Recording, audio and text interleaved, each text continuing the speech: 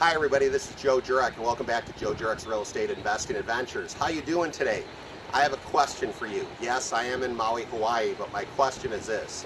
Have you done your first real estate investing deal yet?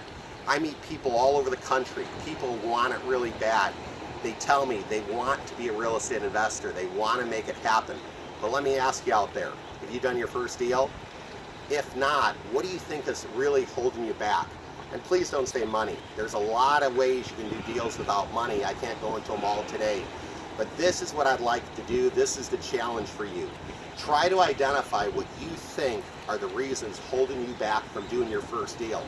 As I travel the country coast to coast, and even here in Maui, Hawaii, I often hear people say, oh, the market's too tough. There's not a lot of deals out there. But here's my question for you. Are you only working with a realtor to find deals that are listed through the MLS? Or are you trying to find off-market deals? Part of the way to find deals is off-market deals, not on the MLS, word of mouth, for sale by owner, a lot of different ways. But what I want to tell you is write down the things that you think are holding you back, maybe the top 3, and how you can get around that, how you can correct it, how you think you can be successful and make it happen if those obstacles were removed out of the way.